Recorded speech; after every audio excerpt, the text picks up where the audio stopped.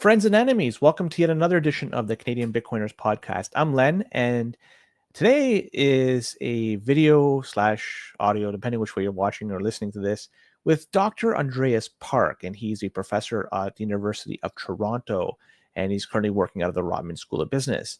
And I came across Dr. Park in an interview he had with Bloomberg, and on that interview, it was very short, but he was talking about the modernization of the banking system. And so it piqued my interest, decided to reach out to him, and he agreed to come on the show. And we talked about how we should be modernizing the Canadian banking system and the inclusion of blockchain technology, etc. And he was talking about how Canada is lagging behind its G7 counterparts when it comes to trying to advance new technology in the TradFi slash banking system. And I know this is going to be a little bit on the off-beaten path over here for the Canadian Bitcoiners podcast. We tend not to talk about this. He even talks a little bit about the technology of ETH. He seems to be, I would say, a pre-coiner, if anything. But nonetheless, it was a good discussion. He obviously he's talking about what's going on with the banking system, what he wants to see happen. And in my opinion, the banking system, we can't escape it yet. So I think there will be some modernization. My opinion is there's going to be a big and epic failure in the end because the system is built on debt, and debt, well, it can't be sustained in the long run. That's just my opinion. We'll see if I am correct. So with that, one last thing before I start talking about the sponsors. I was wearing a blue shirt that day for whatever reason. If you're watching the audio, it looks like I have a terrible tan. I think the camera picked up on the blue shirt and gave me a red hue. And I'm in Southern Ontario. I don't know where I could get a tan like that or a burn like that at this time of year. But either way, I decided to just run with it. I didn't really care about how I looked. And so that's that. So I hope you enjoy it. And with that, I'll talk about the three sponsors. Sponsor number one, we have EasyDNS. And EasyDNS is the place where we host our website. And you could host your website there too. And if you have email that you want hosted, or spin up an email server or web server, whatever you want, you could do that with EasyDNS. They have lots of different options over there. They're secure, they're private. If you look at their track record, they won't rug you unless you are an absolute horrendous type thing.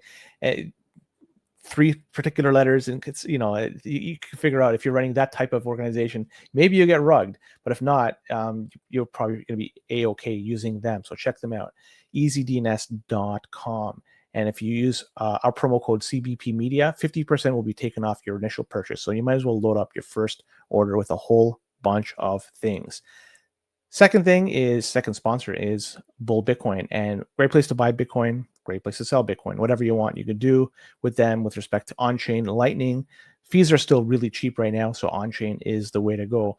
But not only can you just buy or sell Bitcoin, there's other things you could do with them. There's the bill service where you could pay some of your bills, like if you have a car payment, you have credit card payment, if you have whatever payment, you could use their service to use your Bitcoin to pay for that. The price of Bitcoin right now is quite high. It's 106-ish. So a lot of people are looking at this. It's a good opportunity to start spending it. Well, Bull Bitcoin will give you the opportunity to spend it. So you can start paying your bills with that. Another thing you can do, you could buy gift cards. So you can spend your Bitcoin in the real world indirectly, because a lot of merchants don't accept Bitcoin here in Canada. But with the gift cards, like an Amazon or Home Depot card, Starbucks, whatever, you could go ahead and start spending your Bitcoin indirectly in the real world. So open up an account. If you haven't done so, use our promo code below, and $21 will be added to your account. Third sponsor, and the final one is, but not least, is Decentral Tech. And I have my BitAxe right here, just showing it off on the video side of things. The CBP branded BitAxe. If you haven't ordered it, check it out. It's a limited number. And yeah, so if you have any sort of mining that you want to get done on a small to medium scale or even large scale, they'll help you out.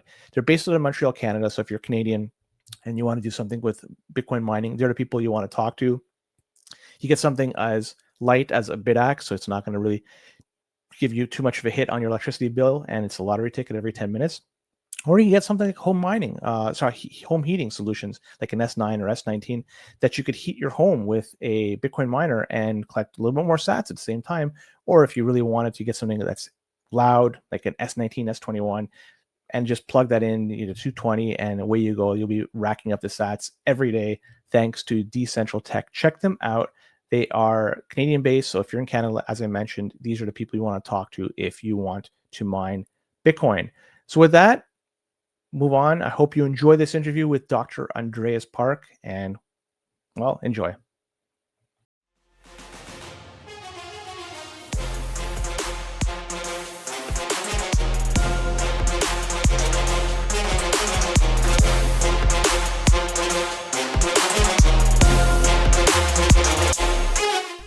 Friends and enemies, welcome to yet another edition of the Canadian Bitcoiners podcast. I'm Len, and today I'm joined by Andreas Park, and he is a professor of finance at the University of Toronto, currently a research director at the FinHub at the Rotman School of Financial Innovation Lab. So, Andreas, how are you, buddy?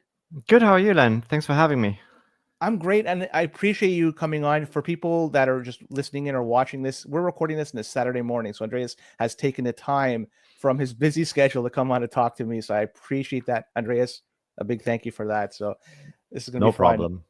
And the reason why I'm bringing you on is I saw your recent interview with Bloomberg, and you were talking about how Canada's financial system should be modernized. It's falling behind in terms of other G7 countries. So I really want to dive deep into that because I found that interview to be fascinating, but it was rather short. So yeah. TV interviews are really, really short. I'm not sure if you've ever done these, but it's always it's a bit of a battle. It's kind of fun, right? Because people ask you a question, and sometimes they try to catch you off guard, right? Or try to throw something at you that you haven't thought of. And so what you have to do is you always have to kind of pivot towards what you actually want to say. So it's like you have to do like the Tony Blair thing, the former Prime Minister of the UK, because you ask him a question, he always gives you the answer that he wants to give you, or he answers the question that he wants to answer. So I'm going to do that with you too, of course, but you have a long-term format, so you can keep pressing on me. okay, yeah, and feel free to go in any direction you want, Andreas. Like this is, we're here to have fun. We're here to have a very relaxed Saturday morning. Hopefully, you have your coffee with you and maybe a croissant or something. I don't know, just something just to keep you going. But in terms of the banking sector in Canada, this is just a very general question, an overarching question. I'm curious, what is the system right now, in your opinion, doing, say, wrong in comparison to their counterparts in other G7 countries? Oh man, when we talk about the Canadian financial sector, there's good parts and bad parts. Obviously, I'm doing the economist thing, of hedging my bets. Yeah, right. But the big picture is, so the part that I'm really concerned about is mostly payments. So let's start maybe a little bit in that. So most people probably have no idea how payments even work, right?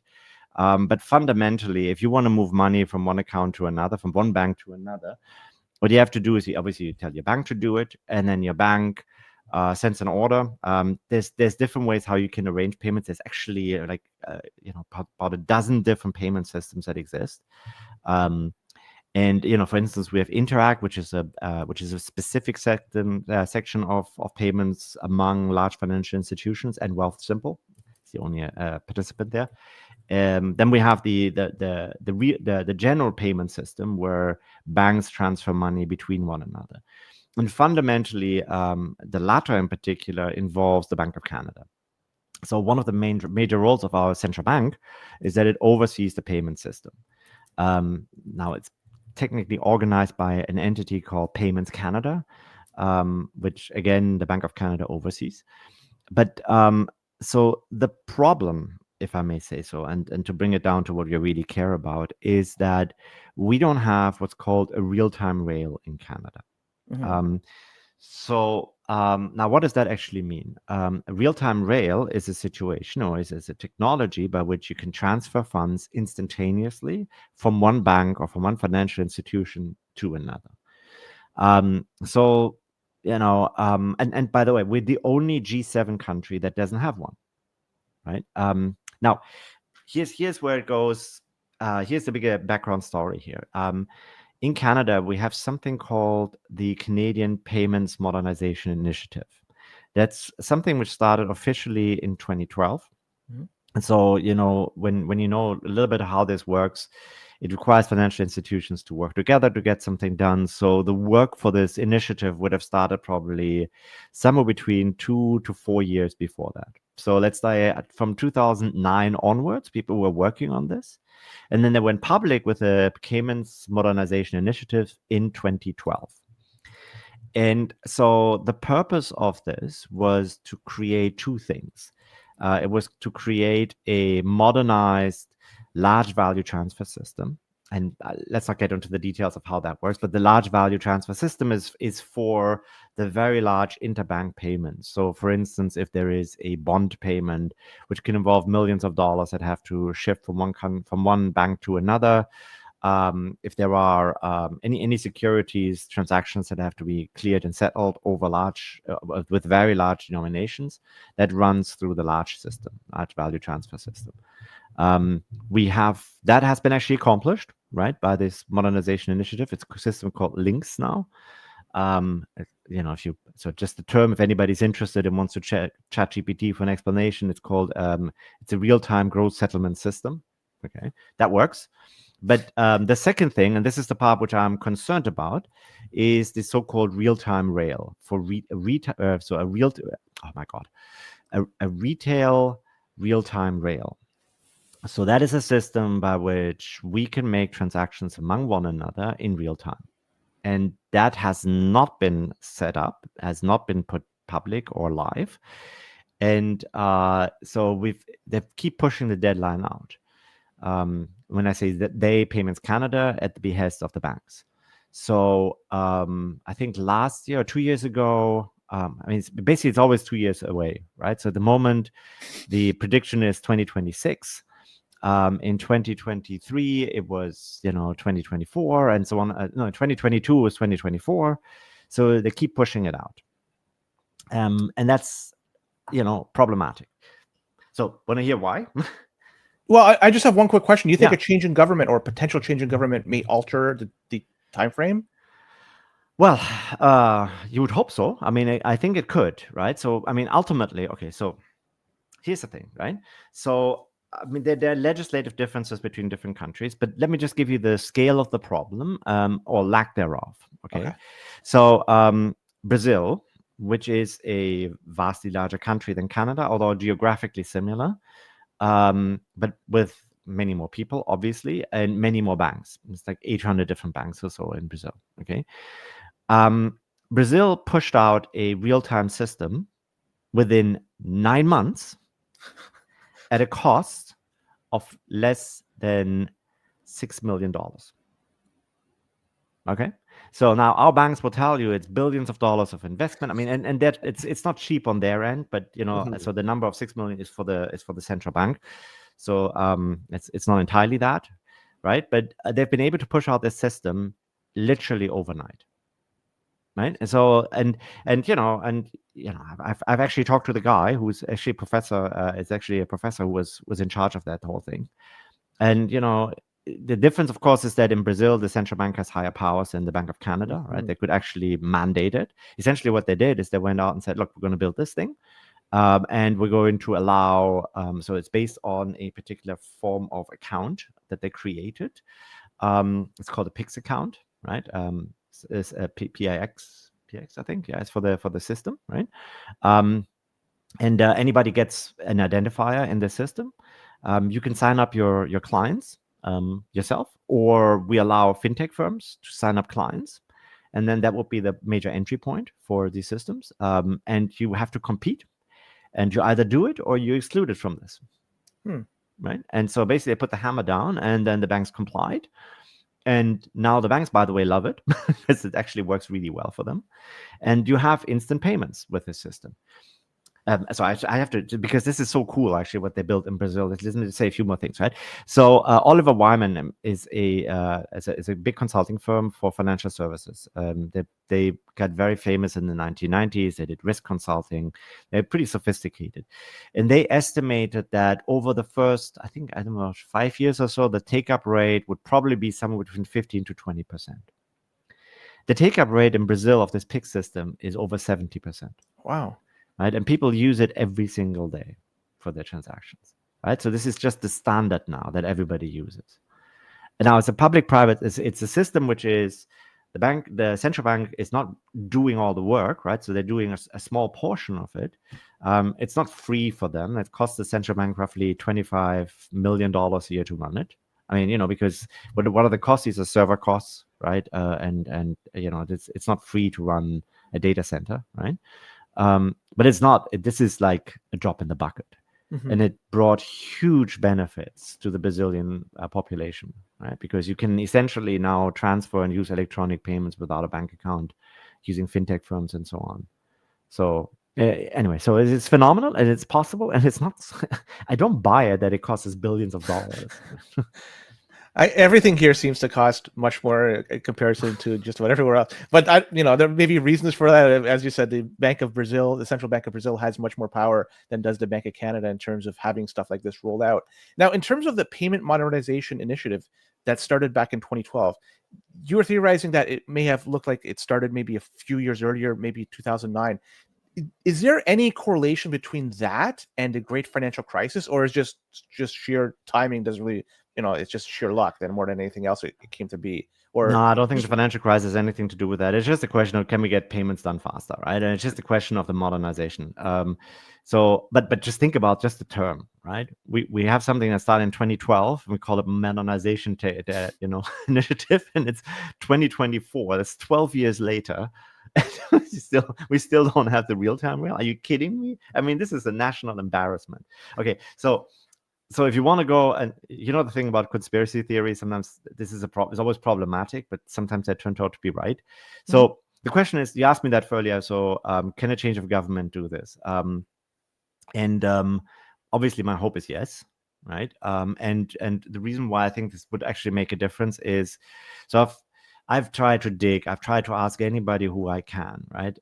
It's not like I have that much connections to anybody, but what I've hear over and over, it is stuck at the Department of Finance, which is Friedland's ministry, right? And to the best of my knowledge, it actually is stuck at the very top. So that's her.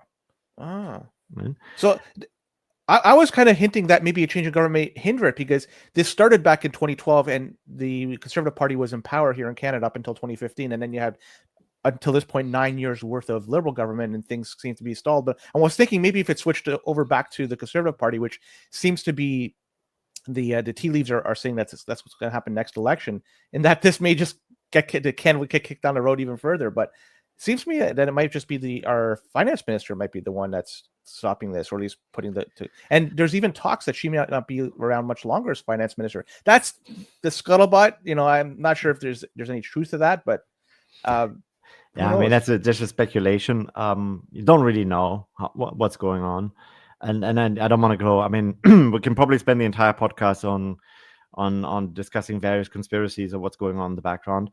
But let me just say a few of the problems that arise and why there is resistance from the financial sector in this, right?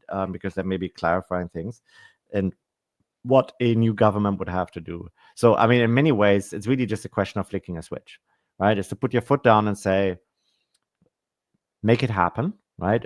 You can do something as the Brazilians have done. We say, basically, look, here's a system that we're going to put in place. And we're going to invite any fintech firm that wants to come. We're going to open up the Canadian market, the financial market, in particular banks, accounts, and so on and so forth, to arbitrary levels of competition. So either you play ball, or you don't, and then you have to suffer the consequences. But so I mean, this is basically the approach that you have to do, and I think the power is there to do it. Now, of course, a conservative government that has to come in, they would have to be prepared and hit the ground running. I give you one example where this is exactly not the way it worked. So this was in provincial governments here in Ontario. I'm not sure where you're located. Are you in Ontario? Just outside Toronto. Yeah. All right. Same here. So when the Conservatives came in here, there was actually a lot of regulatory changes on the table that were generally agreed upon by industry and by the lobby groups, retail lobby groups, and so on and so forth, and they were generally considered to be good. Right? There were some parts of the code, of the laws and the regulations that were just not working well, and everybody could agree with this is a problem that we should solve. Okay. And then in came the new Conservative government. They high-fived to each other and said, "Yay, we're in here. Now what we're going to do." They had no clue. And then it took years and years to actually get these things out of the way that would have immediately provided value to individuals and to investors and so on and so forth. And you just have to be prepared for that, right? Yeah. And now my hope is that they actually doing this already, right? I'm not close to the Conservative Party, except for one of my buddies who's running for MP, right? But I don't have anything on the background, but I just simply hope that they're doing it. And here's the thing, which is I find really worrying about the current government on this is the following. So again, we are not talking about Bitcoin here, but I think it actually relates. So the the Liberals campaigned in 2015 on the promise of installing what's called open banking, an open banking framework. Right. So open banking really just means that as an individual, you have the choice to seek various different that financial institutions, as they are, they have to provide API access to their data or your data, really, right? So that you can transfer the data from one service provider to another and obtain the services that you want. Right? That's essentially what it means. A backbone of open banking would be real-time rails, because without real-time payments, so without the ability to shift money in real time, the open banking itself has no value. Mhm. And it's been something that the Liberal Party actually ran on in 2015. And it was one of the things that I actually was really happy about and really positive about, that I saw them campaigning on this, because it would open up our financial sector. The financial sector is incredibly important, but we were a little behind. But we had a lot of fintech firms here in Toronto, right, that were working on really cool products that could help you with your, management of your finances, with whatever this. I mean, you can, I don't want to go into details of all the things that you can do, but there's a lot of useful services that you could have had, and they could also increase competition, bring down fees, all good, right? And then they're basically just completely ignored, like completely ignored until the 2023 fall economic statement. And then Freedom went out and said, and we're going to about other things, all of these things that we're going to do, and we're going to have an open banking framework. And then literally the entire fintech industry in Toronto again, finally, we're going to do something. Yay, party, So it was great. And from the financial sector, you heard crickets. Okay, so here's another conspiracy. So I get really excited about this. I ran events. I run events at Rodman about this kind of topic, right? And so I went out and said, okay, let's have another one, in early in the next year. So that's 2024, this year, where we discuss what's coming, why this is a good thing. I'm going to bring in some people who have done research on the UK to show what the effects of open banking were.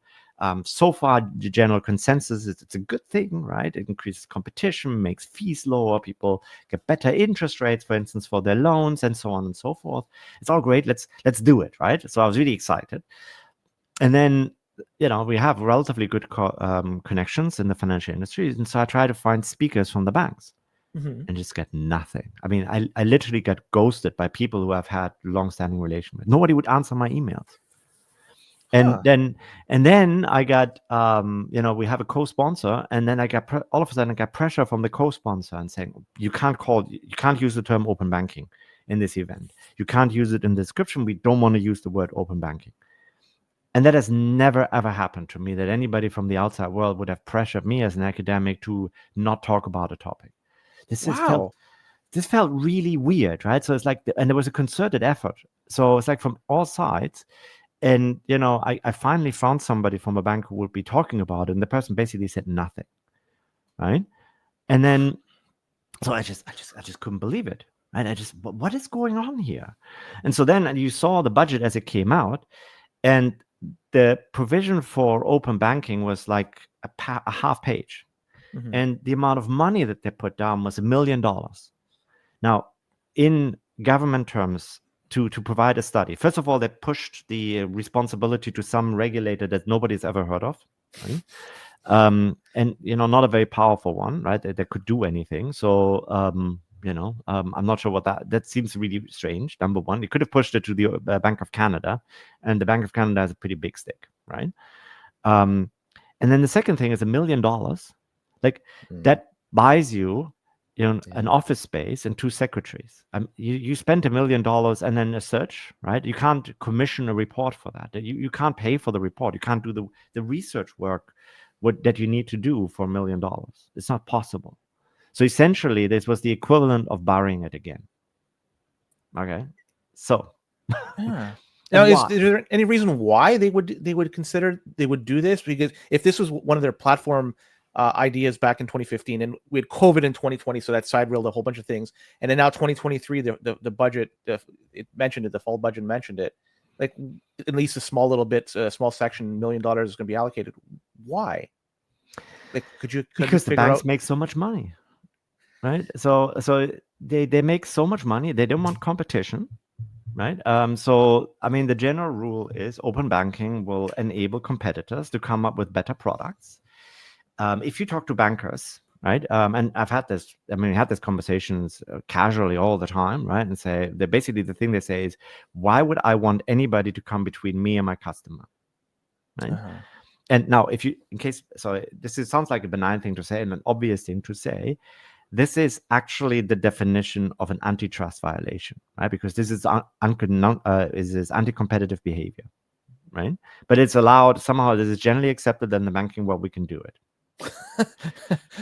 So try doing that everywhere else. You get the yeah, hammer of God come upon you, but here you got free reign. Unfortunately, at least the perception you have free reign to do it. So no, that's 100%, 100%, right? So it's like we do everything here in the financial sector to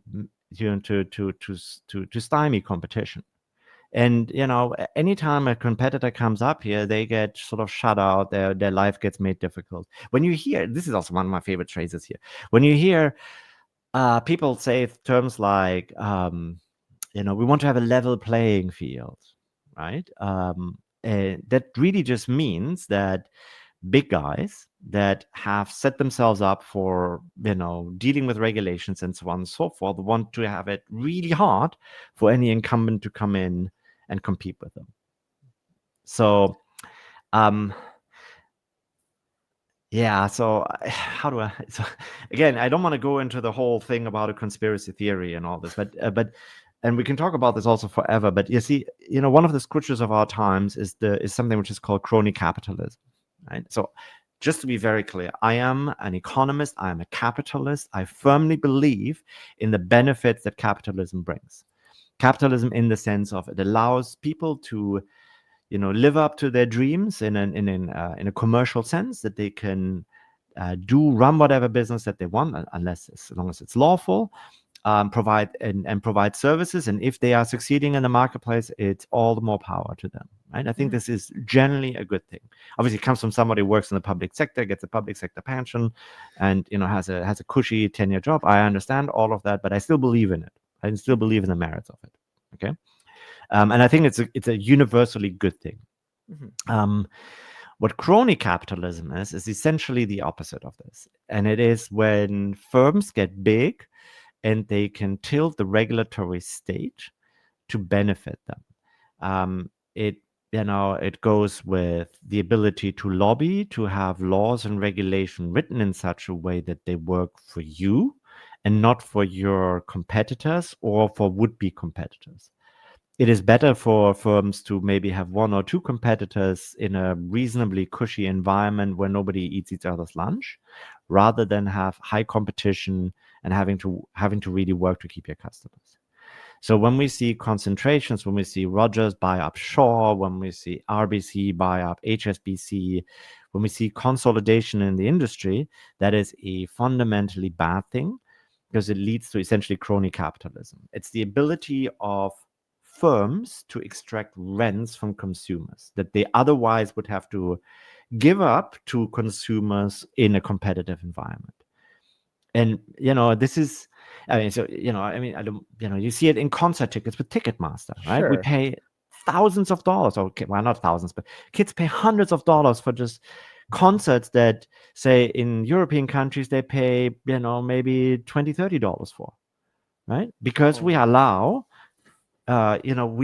concentration of industries, and we don't do anything about it. Okay, so you want me to? Can I make another political statement here? If you wish, this is your show now. No, I'm kidding. No, feel free.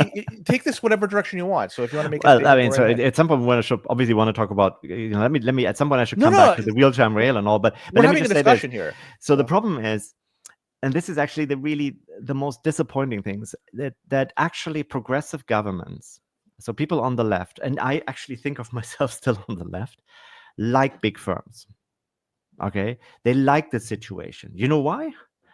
What's Because that? then you can actually regulate it. If you have a lot of small firms, you can't regulate them. You can't impose your, all of the progressive benefits that you like on small firms. Let me give you balance view on this. Sometimes there's a good thing, there's sometimes a bad thing to this. But Mhm. let's just say for governments, dealing with a few large firms is much easier than dealing with a blob of very, very many small competing firms, right?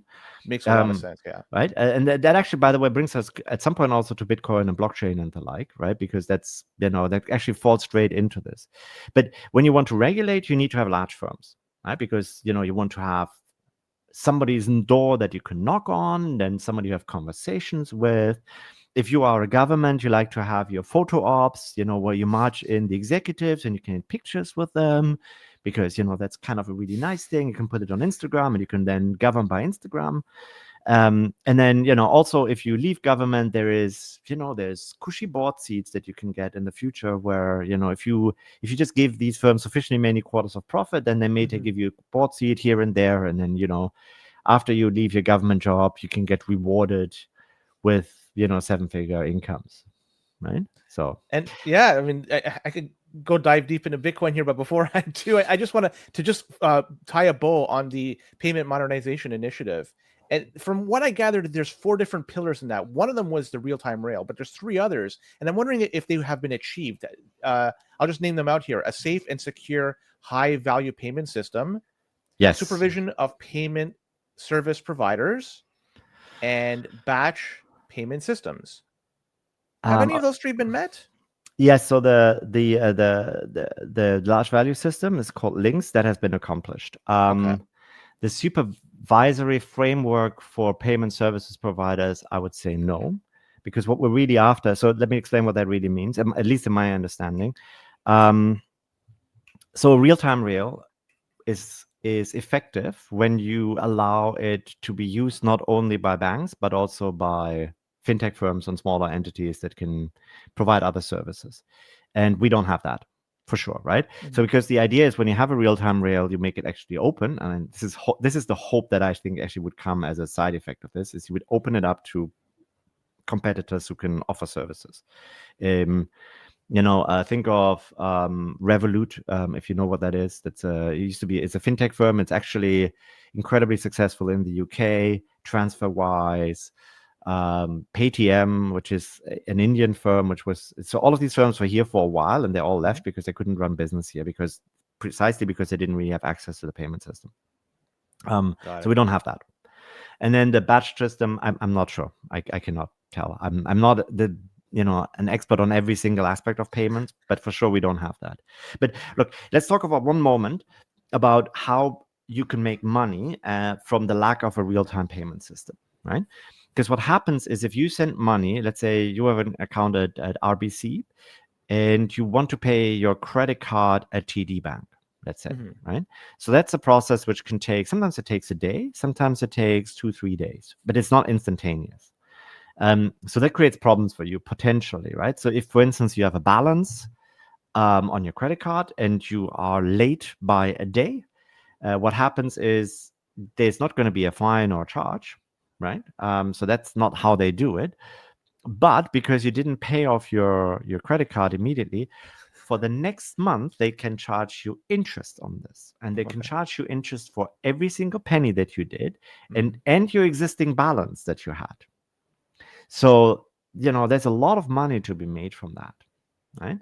um, there's the issue of late charges for things. There is the issue of, for small firms, there's just a simple issue of collateral management, right? You need what's called working capital in order to make payments to the tax authorities, to make payments to suppliers, to pay salaries, and so on and so forth. So whenever there's a mismatch on when the money comes in, you need working capital. When things happen in real time, you don't have to wait for a check to clear. You don't have to wait for a payment to arrive. So it simplifies your management of your finances. So a friend of mine did some work on that. It's a paper he wrote, the CD How. for the CD How. They estimate that that's several $billion worth Oh. of costs that small businesses have.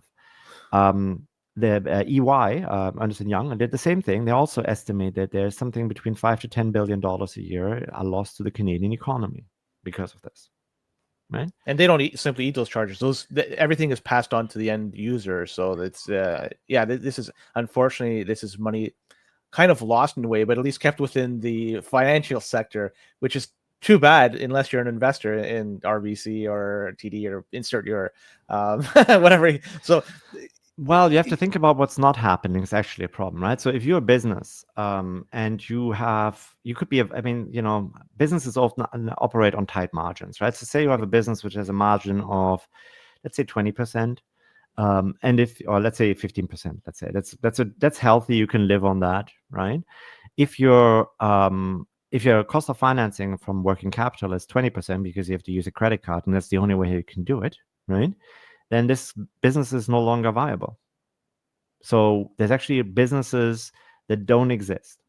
And the reality is economic growth is really hard to come by these days, right? Income is really hard to come by these days. You need to have every opportunity to obtain economic growth. And this using the frictions of the financial sector as a wedge to increase your income is nothing but rent seeking. So economists use the word. There's a difference between profits and rents, right? Profits is you provide a service, you provide a product that people want, and you benefit off of the benefits that you provide. That's all fair and square. A rent is when you make money not by what you do, but what you are. Okay. So, and financial institutions are great at this, right? So because they can extract money, not by any service that they provide, but simply by being in a position of necessity. And that's fundamentally wrong, right? It's unethical, if you ask me, right? And economists absolutely hate it. Yeah, but it's unfortunate we just learned to have accepted it. It seems to be the norm. And I think both you and I are in the same boat, and a lot of people are. There's going to be some change within the banking system, the financial system. There's going to be an evolution, so to speak. But I think I could be wrong. I mean, please feel to correct me if I am. I think the end result, I think, is going to be. I have a feeling that there's going to be an utter and epic collapse of it. And based on my discussion with you, I mean, I could be wrong. You think there's going to be a modernization, and we'll continue on in some way, shape, or form in the current system. I just feel that the debt-based society we have now, in which the financial system is set up, it's not set up for the long run. It can't. I could be wrong. This is why I Bitcoin, but that's just my thoughts. But in terms of like blockchain and how this could be implemented into the financial system, what are your thoughts on this? Because I know you've said a few things, written a few pieces, you talked about it. Like, I want to hear your thoughts on how this could be used to make it easier for us as an end user to get access to our capital and make it cheaper for us to get access to it. Yeah. Okay, so let me start with actually something really general, because I think it's important maybe to also level set where I stand and how I think about this whole world, right? So, and this is very general, okay? But, the internet is awesome, right?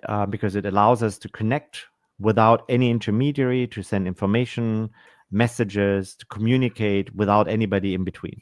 Right? It's actually an incredibly liberating technology. And and so just you're too young, right? As you can see, I when I grew up when dinosaurs still walked over the I'm parking lot at 47. Costco, We're close. right? Oh, really? We're relatively, yeah. So you look very young then. Thank you, but no, I'm ready to retire in the next year or two. So all right. Oh, wow, good for you. No, I'm kidding. Anyway, but okay, so then you will remember, right? You remember a time without the internet, right? So now I grew up in Europe, right? I would not be here without the internet, right? In Canada, because for scientists, this is like such a godsend technology, because all of a sudden we can express and exchange our ideas without having to go through a journal, without having to send paper around the world. We can find each other. It's phenomenal, right? So and the fundamentals of the internet were peer-to-peer, or well, I mean, that's the first thing, right? There's within chat rooms, right? So where you can find one another. Then you had websites where you can find one another. Now we have social media, which is pretty close to peer-to-peer, right? Except, in some form intermediated, longer story. Let's set that aside for a moment. But it's a really phenomenal tool to cut out middlemen, right? So you have an opinion, you put it on a website, on a blog, you put it on Medium, right? There's nobody intermediating it. Like a journal or a newspaper or the like that has to vet your opinion if you want. Okay. And now let's think about value, right? So the internet is great for exchanging information, but we can't exchange value. So we can't make payments, we can't purchase anything over the internet. And it's just bizarre, right? I mean, we have this wonderful technology that we can use for information, but for nothing commercial, really. So, and that was actually a real problem when the internet came up, because I remember this in the 90s, right? Late 90s, we said, oh, well, you have this internet thing, but you can't sell anything over the internet. It's just, you basically shift programs and information around. There's nothing, right? And along came, PayPal, and then there were solutions built over time and basically they all boiled down to using financial institutions as an intermediary to make your payments. And this is weird, right? So because we have this new technology, which is entirely digital, and we're using as a backbone for our commercial activities, we need to use institutions which have been around for 500 years or more. And let's face it, I mean, banks are, so with technologies. They say they're very, very high tech, not clear, right? So they're high tech in the sense of if it works for them, and damn the customer if you want, right? So that's strange, right? And so we don't have anything peer-to-peer. We had peer-to-peer, and by the way, in the physical world, right, we have peer-to-peer information, paper, right? And we have peer-to-peer money in the physical world with cash, right? But we don't have that with anything in the digital world, until Bitcoin came. Bitcoin was the first solution to actually give us peer-to-peer value transfers, right? And so that's kind of, this is why I think Bitcoin is such a phenomenal invention, if you want, or protocol, construct, whatever you want to call it, right? So it's really clever. And then Ethereum is the next iteration of it, right? So it's like Bitcoin is like email in a way, right? The only thing you can do with Bitcoin is really just send a message to one another, right? Using the network. And Ethereum is just a generalization of it. You can do anything with it, right? You can do any value transfer, value creation, value management of any sort. And to me, this is like this is a financial infrastructure. Okay, so that's fundamentally what I think. Okay. So now back to payments, right? I mean, Bitcoin can obviously do payments, right? You can change and switch money around with Bitcoin. You can't do very much else with Bitcoin, right? So I think this is where it starts to become a little tricky as a single use technology. I mean, you can, but it's really, really hard to do anything other than transferring Bitcoin using the Bitcoin blockchain. And Ethereum can just do arbitrary stuff. Okay. And it's not perfect, right? There are, Ethereum faces challenges. There's obviously other blockchains and other technologies like Solana, which has, higher throughput, lower decentralization challenges, and so on and so forth. But fundamentally, all of these blockchains are the equivalent of an internet, where you have a resource, which is the ability to push stuff around digitally, which can be used by a large number of different parties to create products, right? In the information space, we have it with blogs, whatever, publications, podcasts, right? All of that, right? With blockchain, you can do financial contracts, right? Of any kind, very broadly defined, and you can do this in real time too, right? So I think, if you and I've heard this been said by central bankers, by other people than just me. I mean, obviously, as there's a certain subset of academics like me are really excited about this, because we see that this general use case of it is just, it's just a good thing, right? Because it removing frictions, we all love as economists, right? Better risk sharing, we love that as economists, right? All of that is good. But I've actually had a guy from the IMF give a presentation at a conference, and he said, when we looked at blockchain, I mean, it came after the Libra shock, but let's say just generally, when we started actually thinking about this seriously, we thought, wow, actually, our financial architecture in terms of the infrastructure is really bad, and blockchain is just better. And I think this is really the four words that anybody should repeat, right? Blockchain is just better, right? And so, then there's just the question of how can we make better work, right? And obviously there's challenges and so on and so forth. You need security, and you don't want to be defrauded, and you don't want to have your money lost and all that. But that's problems that we should solve, right? We shouldn't say, well, the technology we shouldn't do because reasons. So now, how can we actually use this instantaneously already? So I think one of the problems that we always face is you still need a connection between the existing world and the blockchain world. It doesn't live on an island, if you want. So here's how I imagine this would be a really cool alternative to our real-time world, our current banking world. So stable coins, transactions with a digital representation of a fiat currency, you can do on blockchains, right? You can do this on layer, say, and I'm going by Ethereum for now, right? Because that's close to what I'm interested in. You can have layer 2 solutions. You can build an entire payments network, a real-time payments network using layer 2 solutions, right? That technology is there. It can have very high throughput. You can do this now, right? Now, like today. You can actually also do this in a way that is privacy preserving. It's a little more complicated. Technology is not 100% ready, but you can do it while having full KYC. So in the sense of that, you can try to keep the criminals out, because we don't want those either, right? As for instance, and not that I want to advertise, say, Coinbase or the like here, but you can imagine Coinbase as a solution where, with a company called Bridge, Bridge provides bank accounts to Coinbase users. The key part here is not that they become banking partners, but that there is an immediate on and off ramp to the existing financial world, right? So that you have direct transfers, fast transfers. And so with that, you could essentially build a real-time payment system for businesses, for individuals. You can have payments for business. Payments, generally speaking, that could be based on where you go stablecoin to wallet, bank account, or bank account, wallet, bank account, right? And that would all happen essentially instantaneously. And so you basically have the real-time payments infrastructure that costs billions of dollars to build, and is so hard to do, blah, blah, blah, right?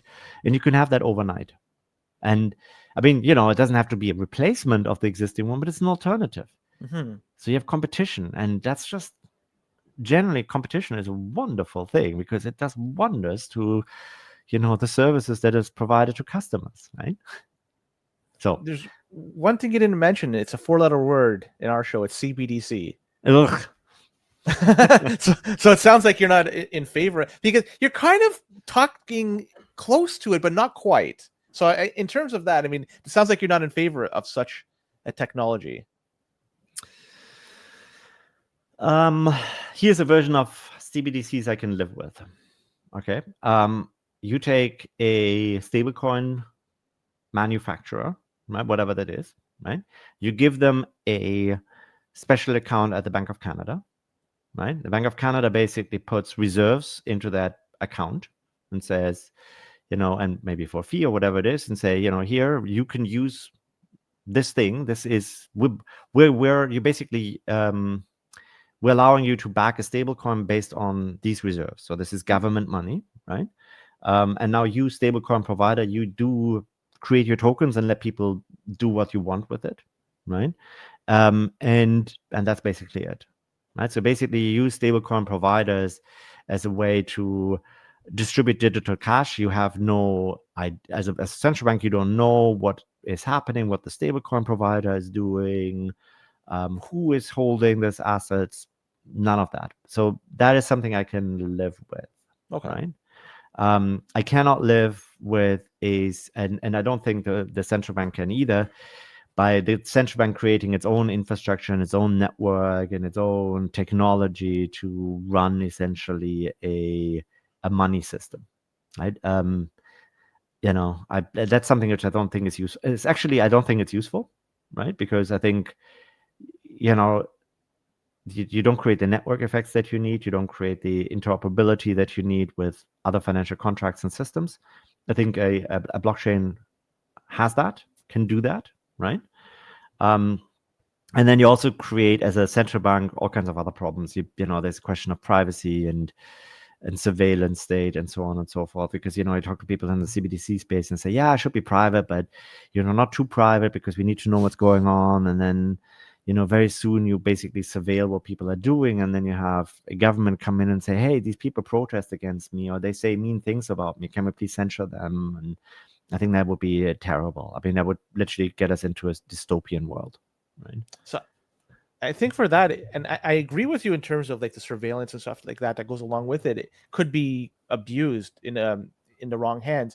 I think an easy Will be abused 100%, right? 100%. okay. um, I think a way to sell it, and I'm not trying to justify its existence or the rollout of it, but you can, and to have the general population buy into it, you could say, look, if you're an honest citizen, it's not going to impact you. It's going to impact the people that are buying guns with cash and getting these illegal transactions or trying to skirt the system and not paying taxes. We will capture that and make sure in the end you will not pay more. Like you could just do it in such a way, we will harm criminals, we will harm tax evaders, and you as a commoner, you're going to get the benefits of all this. I think that's one way they could do it. And yeah, this is the same thing how we sell the online harms bill, right? Basically by saying like, oh yeah, but this is really only about the guys who are, criminals who, I mean, it's like the people that sell child pornography, right? And, or the people that are terrorists and all. And, we can all live with this, but basically all that you do is you're saying we're trying to protect the weakest, and you make the strongest possible arguments, and you tell the worst possible stories so that there is consensus, right? We say we can all agree on that, and we can agree. I agree to that, right? But what comes after that is just, it's just an uncontrollable beast. And so I fundamentally believe that a government should have as few touch points as possible with its citizens, right? And that is not to say that I don't trust governments. I think governments can be built for good. I think we have the idea of democracy and democratic institutions is one which serves everybody, right? The problem is there's always people in between. People are fallible, right? People have, they're good people, bad people. The government has good people and bad people, and bad people will abuse and will do wrong things, malicious things, to regular people. And when you have to, so think about, if you have a problem with your bank, you can go to another bank, right? You can go and fight with your bank. Your bank has an interest, to keep you as a customer because they're making money off of you, right? And so, there's a certain give and take. When, for whatever reason, and say wrongly so, you get in trouble with your CBDC. For whatever reason, you do something which is flagged by an algorithm as this is money laundering, this is crime, or whatever it is, and it is done wrongly so, you have to deal with the government. That is very expensive and very difficult, right? And if the CBDC is the thing to use and you lose access to it, you basically lose access to the economy, you lose access to the usage of the financial system. That cannot happen, right? I think this is really bad, and you will find situation. And so you don't worry about a cop car if you've never been stopped by a cop, right? Rightfully or wrongly. But if you've ever been stopped by a cop, right, for a small infraction, and it's made a big deal, or even nothingness, right? You get nervous every time you see a cop car. Okay. And so when you run a CBDC system which will have the involvement of a government and some level of surveillance, you will have false positives. And this is just in the nature of the beast. And every time you have a false positive, you impose costs on citizens, which you can never recover from, right? If the government does anything wrong and they cause you tens of thousands worth of damage, it's not like they give you, compensation for it, right? And they say, "Oh, sorry, whoopsie," right? You lower the trust in government. Mm-hmm. And I think that's toxic for our society, right? So we need to trust our government. We really do. It's not like a private business where you can move somewhere else. And so the more touch points you have with the government, the more you have possibility for false positive, the more you have for engagements, and all of these create mistrust in government. So, and that so you know what I'm saying? It's like, Oh yeah, right? 100%. This is why this becomes, even for the most well-intended approaches, this will become a negative. So, Andreas, do you have more time, or you up against the clock? as long as you want, I can go Okay, for yeah, we'll go a little bit longer. This is, I mean, we could talk about Bitcoin, and I will in a bit, but I could just tell you anecdotally. Well, not really. This is personal, actually. We tried to open a business. We did open a business, and then we tried to open a bank account on said business, and we've been shut out from all financial institutions because, well, we're a Bitcoin podcast. We cannot get a bank account. It's nuts, right? It's like, how is this possible? Where's this coming from? I agree. And if you look at CRA's guidelines, they say you have to separate business and personal bank items, and then we can't. So so stuff like that. And I'm gonna just tie it back to Bitcoin. That's why Bitcoin is, because with that I could separate myself from the financial rails, where it's an independent network that is run by nobody. Collectively, it's run. It's taking money away from the people that currently are controlling money, which a lot would argue they're doing not the best of jobs. I mean, those are their arguments. And just Bitcoin, because of scarcity and just for a number of different reasons, it just provides a better option for individuals. So just based on that, I mean, you've done enough research on Bitcoin. How could that not be the next iteration of what we use as money moving forward? So, I mean, first of all, I've not done an awful lot of research on Bitcoin. I'm very honest about this, Okay. right? I find Bitcoin fascinating, but also a little boring, right? It's fascinating in the sense of wow, it works, and this is such cool technology, and but it's a little boring in the sense of that you can do very little with it. And so, let me just make a pitch in favor of traditional finance. Okay. So, fundamentally, banks have three functions, right? All related to intermediation. They do something called term, size, and risk intermediation, right? And the reality is that we all need money at some points in our life when we don't have it, and at other points in our life we have money, and and we don't need it, let's say, right? And so, I mean, fundamentally, this is a bank basically takes deposits from people and lends them out to other people. You make deposits when you don't need the money, and they lend it out to people who need the money, and they reward you as a depositor with a deposit rate, and they take a cut, and they charge the other side some interest, and they take a cut in the middle, and everybody's better off, right? So they do this. I mean, there's the time dimension, right? When you're young, you're making money. And you may want to save for your retirement, so you don't need all your money. So this is a savings motive. Makes perfect sense that money which you save is then passed on to people who want to build businesses, right? Because you have a business idea, but you need money in order to start your business. Right? Where's the money coming from, right? Then there's the size issue, right? So a lot of small depositors cannot pay for a large business. When you're a podcast, you're small, but if you want to build a factory, you need a large loan. So again, banks do the size intermediation. And then there's the risk component too, right? So you don't want to give your neighbor, a loan for their mortgage, right? That, whatever happens to the neighbor is your risk, right? Mm-hmm. But you're probably happy if you give it to a million other people, as everybody has a small amount of risk, and they do that too. So, I mean, and so this is what financial institutions do.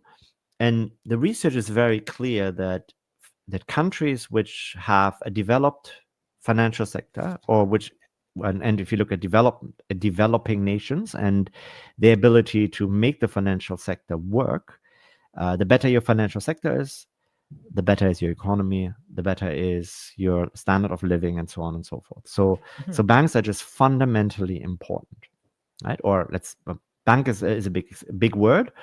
Some form of this financial intermediation is important, right? Um, so for that reason, I think I don't want to I don't want to say that we should throw out the financial sector and Bitcoin is the solution to everything. The problem arises then, okay, so if you want to go and have a system with credit and with intermediation of some form, you need to think very hard about how do you get repaid, how can you make sure that stuff doesn't get lost, and so on and so forth, right? And we quickly end up with questions about identity, because what the reason why you get credit, right, is because you have an identity. If you don't make your payments, they can come after you. Your credit score goes down. They know who you are. They know where to find you. If you're completely anonymous, there's nothing that guarantees your repayment. So, so there you can already see that without identity, no credit, Mhm. right? And so, so the blockchain solutions there are, people are working on them, and they're trying to develop them, but they're not there yet, right? And now when it comes to Bitcoin, if you want to look very narrowly, the throughput, the amount of transactions that you can run, even if you had a Lightning network, is really very minor, right? So I think in many ways, it's almost like the biggest promise, if you really are interested in saying that we can use Bitcoin for payments, let's say we want to, right? I think the biggest obstacle is still the throughput of the Bitcoin network, right? Mhm. And so the way this will unfold is you have a let's say a network like Ethereum, and then you take a layer 2 solution like a rollup, and within this rollup you create wrapped Bitcoin, and then you use that rollup to have high speed, high throughput transactions using the rollup. Right? So that's kind of the way how you can envision that Bitcoin payments can actually happen. But they're kind of built, unfortunately, not on Bitcoin, but they're built on another technology, which basically just has Yeah. representation of Bitcoin. Right. Yeah. So Yeah, you're 100% correct in terms that the throughput right now with Bitcoin would hinder global adoption. And the way I envision, and I've been wrong many, many times, and I'll be wrong again. This would be a slow and progressive way to get to having Bitcoin used. It wouldn't be just flipping a switch and happening overnight. It just wouldn't work on a global scale. There has to be. I still believe in Bitcoin in terms of solutions built on it, because I truly like the decentralized nature that Bitcoin offers. And I feel that there is enough ideas, enough people behind it that we could find solutions to it. It will take time. It will happen over time, and that's just the reality of it. But yeah, yeah, but so look, I mean, there is such a thing as you always have the issue that if you want to have very, very high throughput, which you want for payments, for instance, having them with full decentralization is incredibly difficult, right? It's costly, and there are just some, if you want, there's some bounds which are very hard to get rid of, right? So it's like the size of the data that you need, the capacity of parties to process payments. Geography or physics is a problem, right? Because if you want full decentralization on a sphere like the planet, right, you need to send data around. You need to send mhm. data around quickly. That takes time, actually, right? It takes milliseconds or seconds to send it all around the globe, right? To send data. And then you need to have a coordination. If you want to have fully decentralized network, and full decentralization, we're talking about, say, 100,000 nodes or so, then that's very hard to do, right? And so there are some cases where full decentralization is not beneficial, right? So there's a trade-off. All I'm trying to say, there's a trade-off, right? Oh, yeah, for sure. Right? You don't need It's full not all roses and chocolates for everybody. There's going to be some growing pains along the way, and you have to give up something too. Well, but you also have to respect constraints, right? And so Sure. all I'm trying to say is, full decentralization, there will always be a trade-off that you have, Sure. right, between throughput and decentralization. And for some transactions, you want full decentralization. For others, you're happy with having lower decentralization. And Yeah. that's fine, right? Because then decentralization comes at a cost, Yeah. right? You want to send, so let's put it like this, right? So you want to buy a coffee in the coffee shop, right? With your Bitcoin. Um, both the coffee shop provider and you're probably happy to, not have that run through the mainnet Bitcoin, The on in chain. full decentralization on chain. There's no Yeah. need for that. But if you want to buy a house and you're spending like $1 million on it, you probably want to have it as secure and therefore as decentralized as possible, right? So, you know what I'm saying? It's like No, 100%. Yeah. this is a technology which requires really careful thought. Yeah. But what you and I probably would like to see is that can actually unfold, that we allow it to unfold, and that it can actually go this way, right? So I think that there's. yeah. Oh, sorry. Go ahead. Yeah, so let me actually go back, all the way to this interview that I had, and that we had, that basically prompted you inviting me for this one here, right?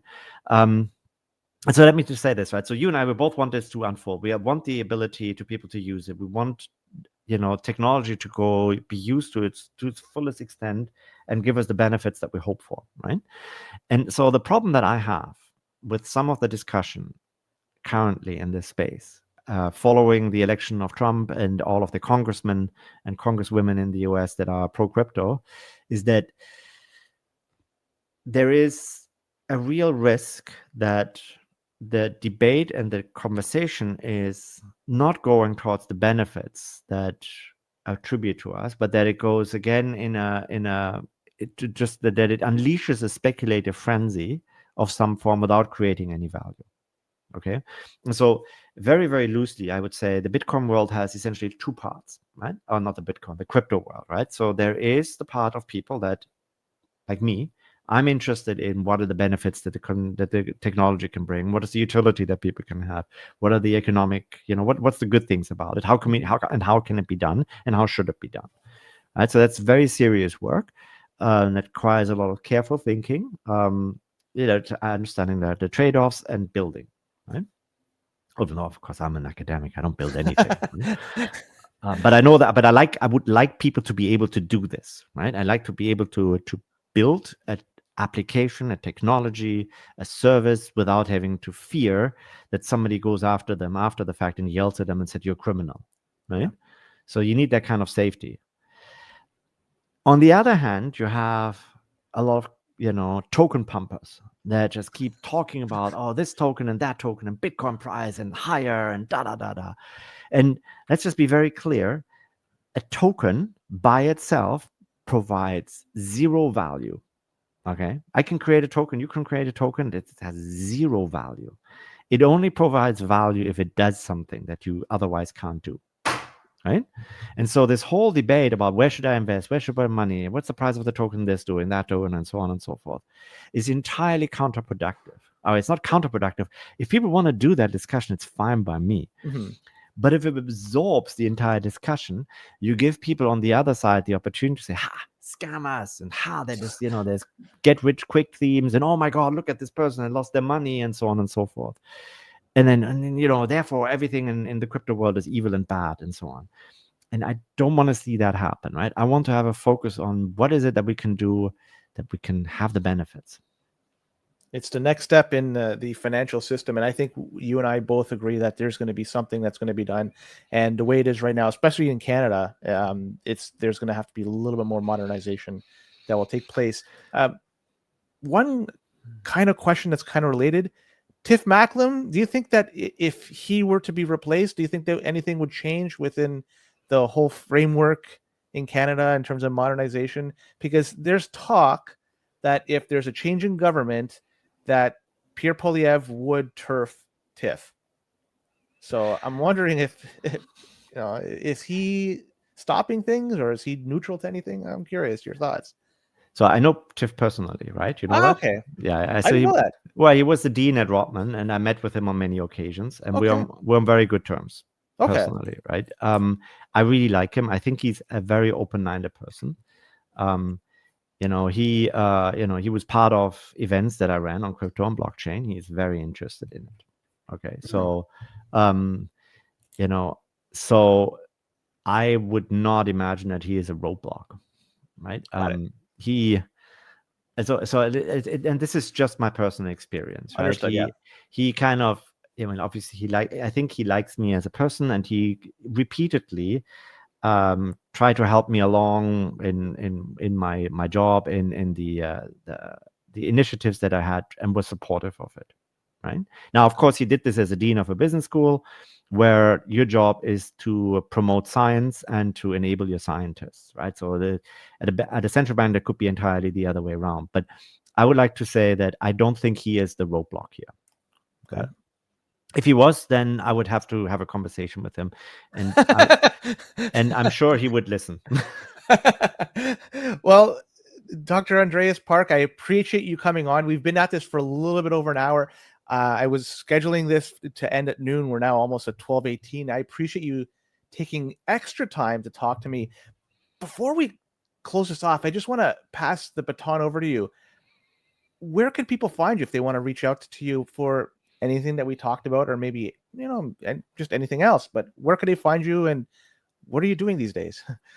Well, I mean, I'm very easy to be found, right? So you just Google my name and University of Toronto, and I'm going to come up right away, right?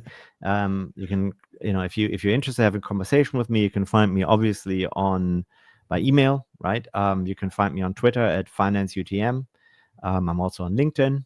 So I do engage with, people. Unless, I mean, the problem with email is as often emails just sink in my inbox. So if you write to me and I forget and I don't respond, don't take this personally. Just sometimes I get several hundred emails a day, and if they come at a time when I do something else, I just go and there's the black hole. Right. Right. So just write to me again. I'm very happy to talk to people, to anybody about any of this. No question. Right. Yeah, you've been very forthcoming. Like, I reached out to you on Twitter or X, and almost immediately you replied back and agreed to come on the show. Like, you've been very forthcoming, and I appreciate that. Are you currently on break, because it's now December 14th? You on a Christmas break or holiday break, whatever you want to call it? So I never stop working, if that helps. So I mean, obviously, I like my work. So therefore, I'm not working. Oh, temporarily. They'll see you next. No. What I'm trying to say is, if you like what you do, then you never work a single day, right? Oh, I got it. Yeah. So I see my work just as much as work as I see it as my hobby, right? So therefore, I usually work 7 days a week. I usually work over the Christmas break. Only when I'm really away with my family is when I'm not working. So in that sense, but I am, if you're asking me about presence, I usually don't go to campus, right? I live in the suburbs, and going into Toronto, as you know yourself, Yes. is a nightmare. Yeah. Yeah. So, but I'm easy. I'm always have projects that I'm interested in, and that I'm trying to finalize or start anew, and so on. So there's so much to do. If the day had more hours, then it would be better for me. Well, Andreas Park, I appreciate you coming on. And for everybody who tuned in, I hope you enjoyed this podcast. We went a little bit off the beaten path here. We tend not to talk about traditional finance all that much, but this one was fun to talk to, and I hope you enjoyed it. So with that, take care. Thanks for having me.